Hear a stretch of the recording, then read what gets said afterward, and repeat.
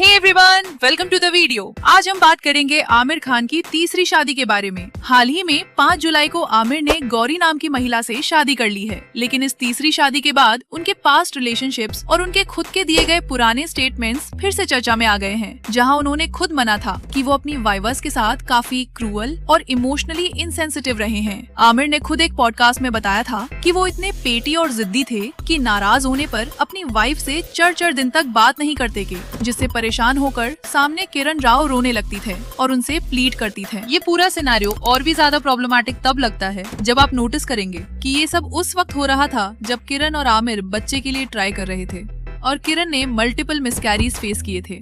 एक तरफ किरण इमोशनली पूरी तरह ड्रेन थी और दूसरी तरफ उनके हस्बैंड का ये कोल्ड बिहेवियर, ये एक बहुत बड़ा रेड फ्लैग है, जिसे आमिर ने खुद अपना सबसे बड़ा फ्लॉ माना है। लेकिन आमिर का ऐसा बिहेवियर सिर्फ उनकी वाइफ्स तक लिमिटेड नहीं रहा, बल्कि उन्होंने अपने करियर के प्राइम पर पूरी इंडस्ट्री के साथ ऐसा ही इगोइस्टिक एटीट्यूड दिखाया है।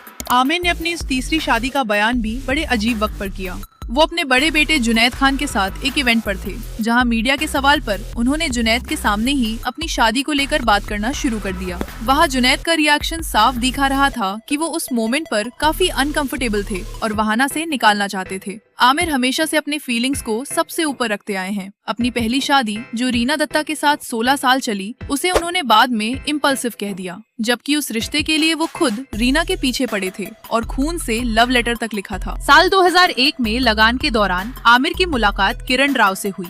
हालांकि उनका कहना है कि इसमें कोई चीटिंग इन्वॉल्व नहीं थी, लेकिन काफी कन्वीनियंटली फिल्म के अगले ही साल रीना से डिवोर्स हो गया और उन्होंने किरण से शादी कर ली।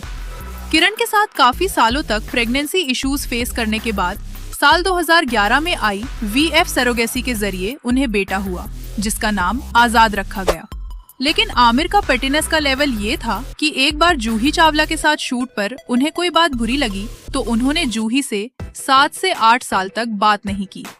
बाद में रीना दत्ता ने उन्हें पुश किया, तब जाकर उन्होंने जूही से बात की। साल 2016 में दंगल के वक्त फातिमा सना शेख के साथ उनके अफेयर्स के कई ब्लाइंड आइटम सामने आए, जिससे पता चलता है कि उनकी यातनाओं का पैटर्न बदला नहीं था। अपने प्राइम करियर में उनका ईगो इस लेवल पर था कि उन्होंने शाहरुख और सलमान खान तक को इंसल्ट किया। उन्होंने अपने पेट डॉग का नाम शाहरुख रखकर ट्वीट किया और सलमान के बारे में कहा कि वो उनके साथ कभी काम नहीं करेंगे। फराह खान ने जब ओम शांति ओम के गाने के लिए बुलाया तो उन्होंने अजीब एक्सक्यूजेस देकर मना कर दिया, क्योंकि उस वक्त उनका स्टार पावर पीक पर था और उन्हें लगता था कि उन्हें किसी की जरूरत नहीं है। लेकिन अब जब बॉलीवुड में उनका होल्ड कम हो चुका है और लोग उनकी रीमेक फिल्मों से थक चुके हैं, तो उनका एक नया हम्बल अवतार देखने को मिल रहा है।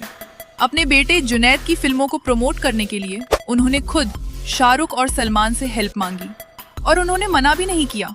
अब आमिर इंटरव्यूज में कह रहे हैं कि उन्हें पास्ट में सलमान के खिलाफ बयान नहीं देना चाहिए था।